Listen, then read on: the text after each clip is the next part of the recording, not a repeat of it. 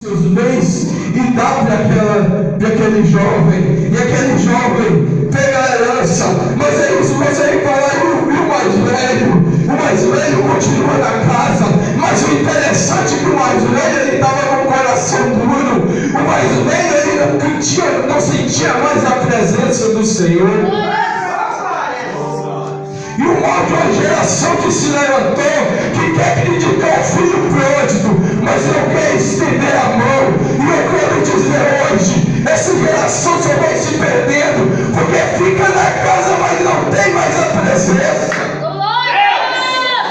Eu vejo uma geração que mete o pau no filho pródigo, mas esquece do mais velho que estava na casa e não sentia a presença mais. Isso é forte. O mais velho continua em casa, o mais velho continua fazendo a obra, trabalhando com o pai, mas o mais velho não tinha mais a presença. Interessante que eu já tinha anotado ali o que eu ia falar, mas o Espírito Santo está guiando. E esse mais velho, ele fica na presença e fica criticando o mais novo que saiu. Aí eu quero acreditar que a minha geração precisa despertar em um quesito, sabe por quê? Durante muito tempo nós pregamos, profetizamos, mas muitas vezes se a gente não tiver a presença, não adianta de nada. Mas eu quero continuar a parábola. E a Bíblia nos conta que esse homem arruma as malas, arruma tudo e vai para uma terra distante. E nessa terra distante, ele começa a dar com amizades. Eu já entendo uma coisa, muitas vezes, jovens, é a tua amizade que está te afastando da presença do Pai. E ele começa a dar com certas amizades. E quando ele está andando com certas amizades, ele se perde e começa a gastar toda a herança. Glória a Deus, é verdade. Até que chega um momento que ele fica sem um centavo no bolso. E aí, o que você vai fazer? Em dia de sol, a praia está cheia. Eu quero ver quando você tiver sem um centavo no bolso. Isso é verdade. Aleluia. Eu vi essa frase alguns dias atrás, eu falei a mais pura verdade. Sabe por quê? O interessante, em dia de sol tem aquele monte de pessoas, mas em dia de chuva não tem ninguém na praia. E muitas vezes eu vejo uma geração jovem que confia tanto em amigo, mas na hora que mais aperta, cadê os amigos? Mas esse jovem se viu perdido. Eu quero imaginar que a Bíblia nos fala que ele foi trabalhar, ele já não tinha mais herança. E o ruim da minha geração, que quando ele sai da presença e pega o chamado e para de louvar, para de cantar, ele tem que dar um jeito de se virar lá no mundo. E ele sai e começa a trabalhar cuidando de porcos. Aquilo para um judeu é inaceitável. Segundo a cultura, um homem trabalhar cuidando de porcos. E a Bíblia vai mais além. Quando a Bíblia fala que ele chegou a desejar a própria comida dos porcos, saiu desse homem. E quando ele fala que ele chegou a desejar as próprias comidas dos porcos, eu quero imaginar que aquele homem estava servindo a lavagem. Imagina, eu tenho fé de lavagem, meu Deus do céu. E ele chega ali, e quando ele vê aquilo, ele pega assim. Só que aí, a esperança na vida daquele homem brota. A esperança, talvez ele estava todo perdido, talvez já não tinha solução, mas ele lembrou que até os trabalhadores da casa dele comiam melhor. Aleluia. Ah, você não entendeu? Você não vai deixar essa presença por acaso. Se você deixar essa presença por acaso, o diabo vai fazer o que quiser com você. E esse jovem brota a esperança. Só que eu quero ir mais além, Diácono André. Deus. Que aquele homem, Ele começa, só que o pai daquele homem, a Bíblia não nos fala. Eu imagino o pai daquele homem, sabe fazendo o quê? Ele indo todos os dias na sua varanda, na janela, com esperança do filho voltar. Glória. Com esperança do filho um dia retornar para casa. Eu quero crer que os empregados falam, esquece desse homem, esquece desse jovem, ele já faz riqueza. Mas o coração do pai não se engana. Glória a Deus, aleluia. E ele fica distante do pai. E ele começa, como eu falei, a desejar a própria comida dos porcos. Coisa inaceitável. E o mal da minha geração, que quando ele se afasta da presença do pai, começa a sentir desejo, sabe de quê? É de fumar maconha, é de beber cerveja. Só que eu venho com a palavra hoje. O André da minha época era 7, era 4 que batizou.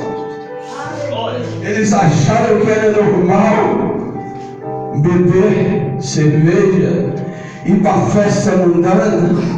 Aí você fala, Laércio, e você não foi junto com eles? Não, sabe por quê? Porque quando eu provei da presença, eu não sentia em outro lugar a não ser a presença. Aí você vai falar comigo, mas irmão Laércio, eu não estou entendendo. Sabe o que acontece? Eu não sou viciado em cerveja, eu não sou viciado em nenhuma cocaína, em nenhuma droga química. Sabe a única coisa que eu sou viciado? É na presença.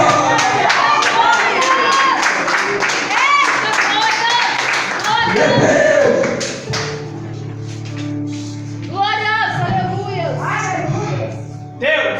Meu Deus, tem tanta gente, né, trocando a presença por qualquer coisa. A presença do Pai, talvez ele pensou, eu vou ter dinheiro, eu vou ter minha própria casa, eu vou ficar rico. Mas o que adianta você ficar rico e não ter a presença mais? Do que adianta você ficar rico e não saber mais o que é a alegria de estar na presença? Começar a ter desejo por lavagem, começar a ter desejo por coisas mundanas. Do que adianta? Meu Deus! Sabe o que acontece? Eu estou querendo voltar para o texto, mas não estou conseguindo. Sabe o que acontece durante muito tempo? A minha geração vem para casa só que por um descuido, acaba largando a presença e voltando para o mesmo lugar.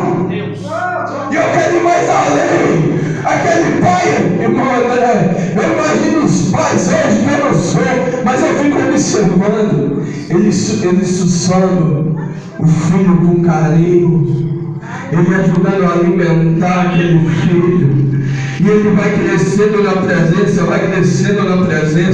e a nossa vida espiritual é da mesma maneira. A gente vai crescendo na presença, só que chega um momento que a minha geração larga tudo, a herança, o chamado e tudo, e vai para o mundo. Como eu falei, foram 4 que batizaram. Que está na presença só eu.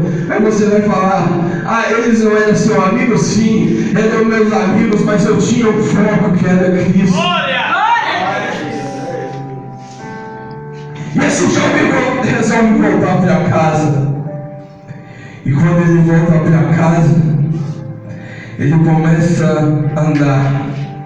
E quando ele começa a andar, eu quero imaginar como se fosse uma distância daqui, lá naquela escola agrícola. Ele começa, eu imagino ele sentado numa cadeira de balanço.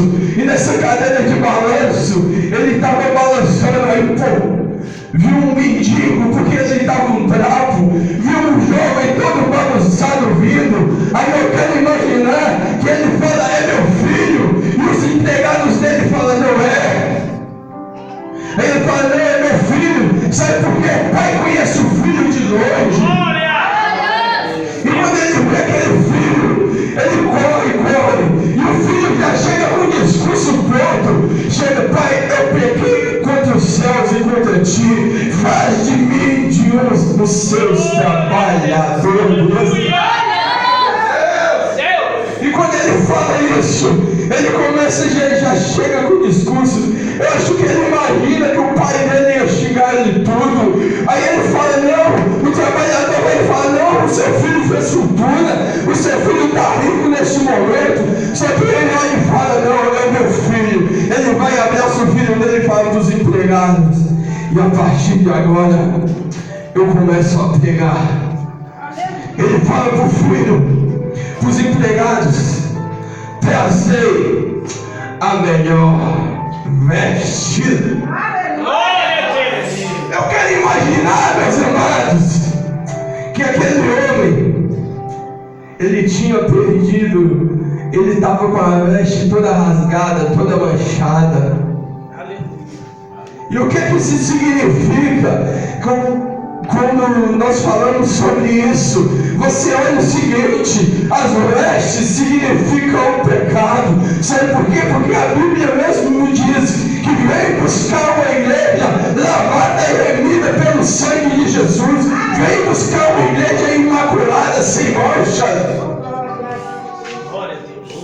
E ele manda colocar aquela vestes nele. Em outras palavras, ele estava dizendo assim: meu filho, você errou sim em sair da presença e gastar toda a sua herança, mas hoje eu estou te acolhendo de volta e estou te entregando as suas vestes que um dia você deixou.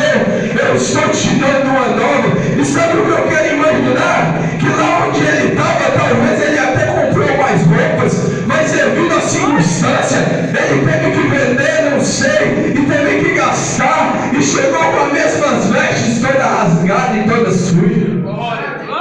Em outras palavras, toda cheia de pecado. E o pai pede o segundo ato: trazei a sandália. O interessante é que naquela época, todos que andavam como descalços, naquela situação, segundo a cultura de Israel, eram escravos. E desde já eu quero liberar uma palavra. Muitas vezes a nossa geração sai da presença e acaba virando escravo do mundo. Muitas vezes a minha geração sai e larga tudo, suja as vestes. Mas eu quero te dizer uma coisa: hoje o pai tem veste nova e tem uma nova sandália para te dar.